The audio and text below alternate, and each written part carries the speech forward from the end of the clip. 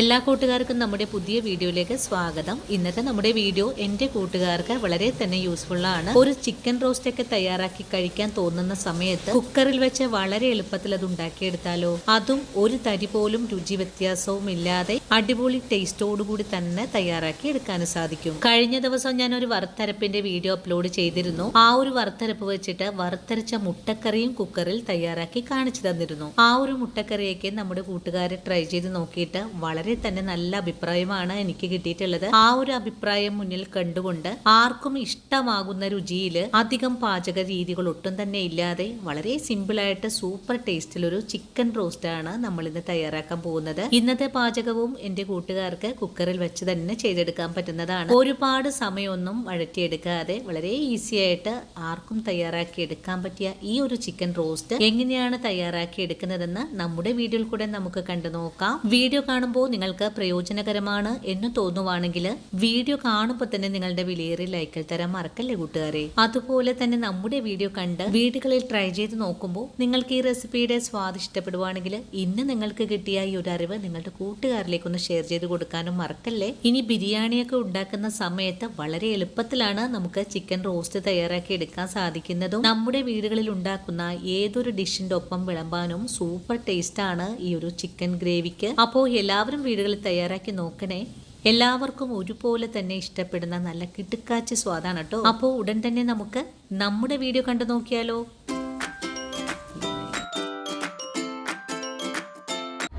ഇനി നമുക്ക് chicken roast തയ്യാറാക്കാൻ തുടങ്ങാം. ഇതിനായിട്ട് ഞാനിവിടെ 2 കിലോ അളവിലുള്ള ഒരു ചിക്കനാണ് എടുത്തിട്ടുള്ളത്.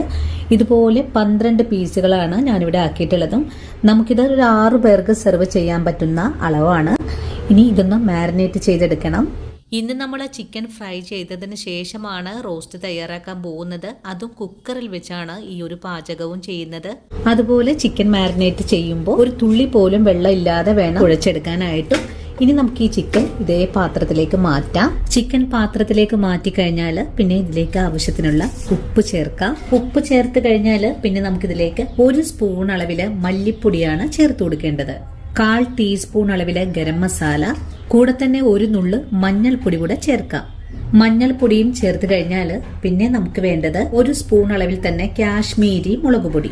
ഇനി നമുക്കിതിലേക്ക് ചേർക്കേണ്ടത് 1 സ്പൂൺ അളവില് കട്ടത്തൈരാണ്. തൈര് എടുക്കുമ്പോൾ പുളിയില്ലാത്ത തൈര് വേണം എടുക്കാനായിട്ടും. ഇനി ഇതിലേക്ക് ചേർക്കേണ്ടത് 1 സ്പൂൺ അളവില് വിനാഗിരിയാണ്.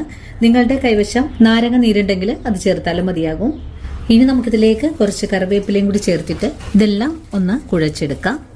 ചിക്കൻ പീസുകൾ ഒന്ന് വരയെല്ലാം ഇട്ട് കൊടുത്തിട്ടുണ്ട്. കാരണം മസാലകളൊക്കെ ഇതിന്റെ ഉള്ളിലേക്കൊന്ന് പിടിച്ചു കിട്ടുന്നതിന് വേണ്ടിയിട്ടാണ്.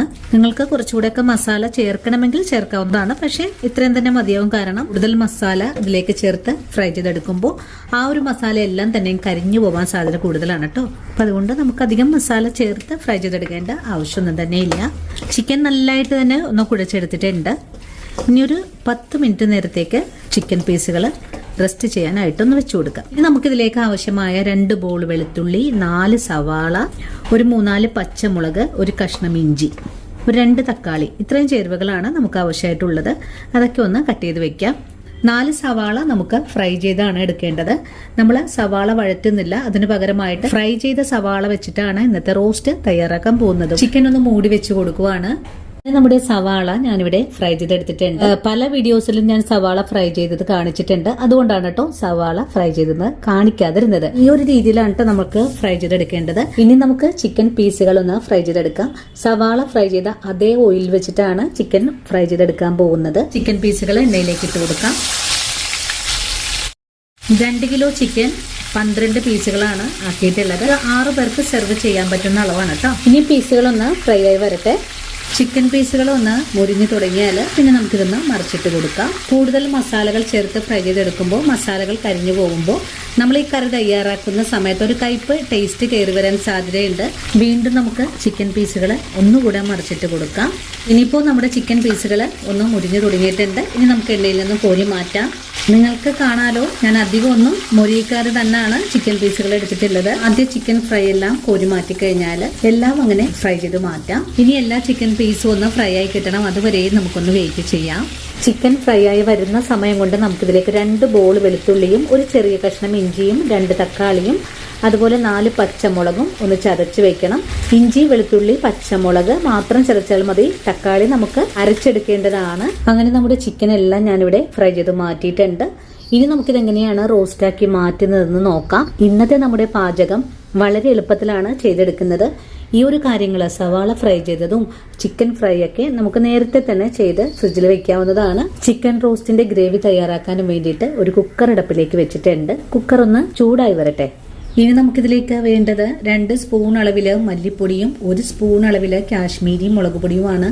നമ്മൾ എടുക്കുന്ന മസാലകളുടെ കറക്റ്റ് ആയിട്ടുള്ള അളവാണ് ഞാൻ സ്പൂൺ എന്ന് പറഞ്ഞാൽ 10 മില്ലിയാണ്. അതുപോലെ ടേബിൾ സ്പൂൺ എന്ന് പറയുന്നത് 15 മില്ലിയാണ്. ഇനിയിപ്പോ ടീസ്പൂൺ എന്ന് പറയുന്നത് 5 മില്ലിയാണ്. സ്പൂൺ എന്ന് പറയുമ്പോൾ നിങ്ങൾ പല ആൾക്കാരും ചോദിക്കുന്നുണ്ട്, ടേബിൾ സ്പൂൺ ആണോ ടീസ്പൂൺ ആണോ, സ്പൂൺ എന്ന് പറഞ്ഞാൽ എന്താ എന്നൊക്കെ ചോദിക്കുന്ന ആൾക്കാർക്ക് വേണ്ടിയിട്ടാണ് കേട്ടോ വീണ്ടും പറഞ്ഞു തന്നിട്ടുള്ളത്. അങ്ങനെ നമ്മുടെ കുക്കർ ഇവിടെ ചൂടായി വന്നിട്ടുണ്ട്. ഇനി നമുക്കിതിലേക്ക് ചിക്കൻ ഫ്രൈ ചെയ്തെടുത്ത അതേ ഓയിലാണ് ഒഴിച്ചു കൊടുക്കുന്നത്. ഇനി ഇതിലേക്ക് നമ്മൾ നേരത്തെ കാണിച്ച 2 ബോൾ വെളുത്തുള്ളിയും 4 പച്ചമുളകും ഒരു ചെറിയ കഷ്ണം ഇഞ്ചിയും കൂടെ ചതച്ചെടുത്തിട്ടുള്ളതാണ് ചേർത്തിട്ടുള്ളത്. ഇനി നമുക്കിതൊന്ന് വഴറ്റിയെടുക്കാം.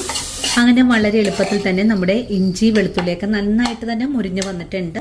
ഇനി ഇതിലേക്ക് നമുക്ക് പൊടികൾ ചേർക്കാം. പൊടികൾ ചേർത്ത് കൊടുക്കുമ്പോൾ ഫ്ലെയിം കുറച്ച് വെച്ച് കൊടുത്തതിന് ശേഷമായിരിക്കണം ചേർക്കേണ്ടത്. ഇനി പൊടികളും കൂടി ചേർത്ത് ഒന്ന് ഇളക്കി യോജിപ്പിച്ചു കൊടുക്കാം. പൊടികളും കൂടി ചേർത്ത് ഒന്ന് ഇളക്കി യോജിപ്പിച്ച് കഴിഞ്ഞാൽ വീട്ടിൽ തയ്യാറാക്കി വെച്ചിട്ടുള്ള സ്പെഷ്യൽ മസാലയാണ്. ഞാൻ ഇതിന്റെ വീഡിയോസ് ഒക്കെ അപ്ലോഡ് ചെയ്തിട്ടുണ്ട്. 2 സ്പൂൺ അളവിലാണ് ചേർക്കുന്നത്. ഇതിലേക്ക് നമ്മൾ കാഷ്യൂസ് ഒക്കെ ചേർത്തിട്ടുള്ളത് കൊണ്ട് കറികൾക്ക് നല്ല കൊഴുപ്പും നല്ല ടേസ്റ്റ് ഒക്കെയാണ് കിട്ടുക. പൊടികളും കൂടി ചേർത്തിട്ട് ഒന്നുകൂടെ ഇളക്കി യോജിപ്പിച്ചു കൊടുക്കാം. നമ്മൾ ഈ മസാല നല്ലപോലെ ഫ്രൈ ആക്കിയതിന് ശേഷമാണ് പൊടിച്ചെടുത്തിട്ടുള്ളത്. അതുകൊണ്ട് അധികം ഒന്നും മുരിയിച്ചെടുക്കേണ്ട ആവശ്യമൊന്നും തന്നെ ഇല്ല. മസാലകളൊന്ന് മുരിയിച്ചതിന് ശേഷം തക്കാളി അരച്ചത് ചേർക്കാം. തക്കാളി അരച്ചത് കൂടി ചേർത്തിട്ട് നല്ല പോലെ ഒന്ന് വഴറ്റിയെടുക്കാം. നമ്മൾ ചിക്കൻ ഫ്രൈ ചെയ്യാൻ മസാല പുരട്ടിയപ്പോൾ അതിലേക്ക് ഉപ്പ് ചേർത്തിട്ടുണ്ട്. ഈ ഒരു ഗ്രേവിക്ക് കുറച്ച് ഉപ്പ് വേണം. അതിനായിട്ട് ഒരു നുള്ളു ഉപ്പും കൂടി ചേർത്ത് കൊടുക്കാം. അധികം ഒന്നും ചേർക്കേണ്ട ആവശ്യം. ഉപ്പും കൂടി ചേർത്തിട്ട് ഒന്നുകൂടി ഇളക്കി യോജിപ്പിച്ചു കൊടുക്കാം. ഈ ഒരു സമയത്ത് നമുക്കൊന്ന് ഫുൾ ഫ്ലെയിമാണ് വെച്ചു കൊടുക്കേണ്ടത്. തക്കാളിയും ചേർത്ത് ഒന്നുകൂടെ വഴറ്റി കഴിഞ്ഞാൽ പിന്നെ നമുക്കിതിലേക്ക് വേണ്ടത് കുറച്ച് മല്ലിയിലയാണ്. മല്ലിയിലയും കൂടി ചേർത്തിട്ട് ഒന്നുകൂടെ ഇളക്കാം. കുറച്ച് കറിവേപ്പില ചേർക്കാം. ഒന്നുകൂടി ഇളക്കി യോജിപ്പിച്ചു കൊടുക്കാം. ഇനി നമുക്കിതിലേക്ക് 2 സ്പൂൺ അളവില് വറുത്തരപ്പും കൂടി ചേർക്കണം. ഈ ഒരു വറുത്തരപ്പിന്റെ വീഡിയോ നമ്മൾ അപ്ലോഡ് ചെയ്തിട്ടുണ്ട്. വറുത്തരപ്പും കൂടി ചേർത്ത് ഒന്നുകൂടെ മസാലകൾ ഇളക്കി യോജിപ്പിച്ചു കൊടുക്കാം. ഇനി ഇതിലേക്ക് ഫ്രൈ ചെയ്ത് മാറ്റി വെച്ചിട്ടുള്ള സവാള കൂടെ ചേർക്കാം. സവാളയും ചേർത്ത് കൊടുത്തിട്ട് ഒന്നുകൂടെ ഇളക്കി മിക്സ് ചെയ്ത് കൊടുക്കാം. അപ്പൊ നമ്മുടെ ഗ്രേവി റെഡിയാണ്. തിക്ക് കണ്ടോ, ഇതേ ഒരു പരുവത്തിലാണ് നമ്മുടെ ഗ്രേവി ഇരിക്കുന്നത്. ഇനി ഇതിലേക്ക് അല്പം ചൂടുവെള്ളം ഒഴിച്ചു കൊടുക്കാം. കുറച്ച് ചൂടുവെള്ളം ഒഴിച്ചു കൊടുക്കുവാണ്. ഒന്ന് ഇളക്കി യോജിപ്പിച്ചു കൊടുക്കാം. ഇപ്പൊ നമ്മുടെ ഗ്രേവി നല്ല കട്ടിയായിട്ടാണ് ഇരിക്കുന്നത്. ഗ്രേവിയിൽ നിന്ന് നല്ല എണ്ണയെല്ലാം തെളിഞ്ഞു തുടങ്ങിയിട്ടുണ്ട്. ഈ ഒരു പാകമായാൽ നമുക്ക് ചിക്കൻ പീസുകൾ ചേർക്കാം. അധികം ഒന്നും ഫ്രൈ ചെയ്യാതെ തന്നെയാണ് നമ്മൾ ഇതുപോലെ ഒന്ന് വറുത്തെടുത്തിട്ടുള്ളതും. ചിക്കൻ പീസുകളും കൂടി ചേർത്ത് കഴിഞ്ഞാൽ ഇതെല്ലാം കൂട്ടി യോജിപ്പിച്ച് ഒന്നുകൂടെ ഇളക്കി കൊടുക്കാം. വളരെ രുചികരമായിട്ടുള്ളതും ആരും കൊതിച്ചു കഴിച്ചു പോകുന്നതുമായ കിടുക്കാച്ചി ചിക്കൻ റോസ്റ്റ് ആണ്. മസാലകളൊക്കെ നല്ല തിക്ക് ഗ്രേവിയിലാണ്. ഒന്ന് കൂട്ടിയിളക്കി യോജിപ്പിച്ചിട്ടുണ്ട്. അരപ്പെല്ലാം നമ്മുടെ ചിക്കനിലേക്ക് നല്ല പിടിച്ച് നിൽക്കുന്ന ഒരു ഭാഗമാണ്. കണ്ടോ, ഇതേ ഒരു പരുവമാണ് നമുക്ക് കിട്ടിയിട്ടുള്ളത്. ഇനി വീണ്ടും ഇതിലേക്ക് കുറച്ചുകൂടെ വെള്ളം ഒഴിച്ചു കൊടുത്തതിന് ശേഷം കുക്കർ മൂടി 1 വിസിൽ വരുന്നത് വരെയും നമുക്ക് വേവിച്ചെടുക്കാം. ചിക്കൻ വറുത്തെടുത്ത അതേ പാത്രത്തിലാണ് കുറച്ച് വെള്ളം ഒഴിച്ചു കൊടുത്തിട്ടുള്ളത്. ഇനി ഒന്നുകൂടെ കൂട്ടിയിളക്കി യോജിപ്പിച്ചു കൊടുക്കാം. ഇനി കുക്കറൊന്ന് അടച്ചു കൊടുക്കാം. ഇപ്പോൾ കുക്കറിൽ നിന്നും എയർ പുറത്തേക്ക് വന്നു തുടങ്ങിയിട്ടുണ്ട്. നമുക്കിനി വിസിലിട്ട് കൊടുക്കാം. ഇനി 1 വിസിൽ വരുന്നത് വരെയും നമുക്കൊന്ന് വെയിറ്റ് ചെയ്യാം. അങ്ങനെ 1 വിസിൽ വന്നു. ഞാൻ ഫ്ലെയിം ഓഫ് ചെയ്ത് കൊടുത്തു. കുക്കറിന്റെ എയർ എല്ലാം പോയി വരാനായിട്ട് നമുക്കൊന്ന് വെയിറ്റ് ചെയ്യാം. അങ്ങനെ നമ്മുടെ കുക്കറിന്റെ എയറെല്ലാം പോയി ഇപ്പോൾ ഒന്ന് തണുത്ത് വന്നിട്ടുണ്ട്. ഇനി നമുക്ക് കുക്കർ ഒന്ന് തുറന്ന് നോക്കാം. നമ്മുടെ ചിക്കൻ റോസ്റ്റ് ഇതേ ഒരു പരുവത്തിലാണ് ആയി കിട്ടിയിട്ടുള്ളത്. ഇനി നമുക്ക് ഒന്ന് ഇളക്കി യോജിപ്പിച്ചതിന് ശേഷം ഒരു സെർവിംഗ് പ്ലേറ്റിലേക്ക് കൂടെ മാറ്റാം. നമ്മുടെ ചിക്കൻ റോസ്റ്റ് കുക്കറിലൊന്നും ഒരു തരി പോലും പിടിക്കാതെ തന്നെയാണ് നമുക്കിതുപോലെ തയ്യാറാക്കി എടുക്കാൻ സാധിച്ചിട്ടുള്ളത്. നിങ്ങൾക്ക് ഈ ചിക്കൻ റോസ്റ്റ് കാണുമ്പോൾ തന്നെ അറിയാൻ സാധിക്കും ഇതെത്ര മാത്രം ടേസ്റ്റി ആയിരിക്കുമെന്ന്. വളരെ എളുപ്പത്തിൽ ഇനി ആർക്കും ചിക്കൻ റോസ്റ്റ് തയ്യാറാക്കി എടുക്കാം. ഇനി ഒരു ബിരിയാണിയൊക്കെ തയ്യാറാക്കി എടുക്കുന്ന സമയത്ത് മസാല ഈ ഒരു രീതിയിൽ തയ്യാറാക്കുവാണെങ്കിൽ സ്റ്റാർ ഹോട്ടലിൽ നിന്നൊക്കെ കഴിക്കുന്ന അതിനേക്കാളും ബെറ്റർ ആയിട്ട് തന്നെ നമ്മുടെ വീടുകളിൽ വെച്ചിട്ട് നമുക്ക് തയ്യാറാക്കി കഴിക്കാൻ പറ്റുന്നതുമാണ്. അപ്പോൾ ഇന്നത്തെ നമ്മുടെ വീഡിയോയും എൻ്റെ കൂട്ടുകാർക്ക് വളരെ തന്നെ പ്രയോജനകരമായി എന്ന് വിശ്വസിക്കുന്നു. വീഡിയോ കാണുമ്പോൾ നിങ്ങൾക്ക് പ്രയോജനകരമാണ് എന്ന് തോന്നുവാണെങ്കിൽ ഇന്ന് നിങ്ങൾക്ക് കിട്ടിയ ഈ ഒരു അറിവ് നിങ്ങളുടെ കൂട്ടുകാരിലേക്ക് ഒന്ന് ഷെയർ ചെയ്ത് കൊടുക്കാൻ മറക്കല്ലേ. അതുപോലെ വീഡിയോ കുറിച്ചുള്ള അഭിപ്രായങ്ങൾ കമന്റ്സ് ആയിട്ട് അറിയിക്കാനും മറക്കരുത്. നിങ്ങൾ ഓരോരുത്തരും എനിക്ക് തരുന്ന സപ്പോർട്ടാണ് നമ്മുടെ വീഡിയോ മറ്റുള്ള കൂട്ടുകാരിലേക്ക് എത്തപ്പെടുന്നതും. ഇനിയിപ്പോൾ നിങ്ങളുടെ വീടുകളിൽ ചെറിയ പാർട്ടികളൊക്കെ വരുന്ന സമയത്ത് ഇതുപോലുള്ള ചിക്കൻ റോസ്റ്റ് ഒക്കെ ഉണ്ടാക്കി നല്ലൊരു അഭിപ്രായം നേടാൻ സാധിക്കുന്നതുമാണ്. അപ്പോൾ ഇന്നത്തെ നമ്മുടെ വീഡിയോയും ഇത്രയുള്ളൂ കൂട്ടുകാരെ. ഇനിയും നല്ലൊരു വീഡിയോ ആയിട്ട് നാളെ കൂടിയെത്താം. അതുവരെയും സ്നേഹത്തിന്റെ ഭാഷയിൽ വീണ്ടും കാണാം.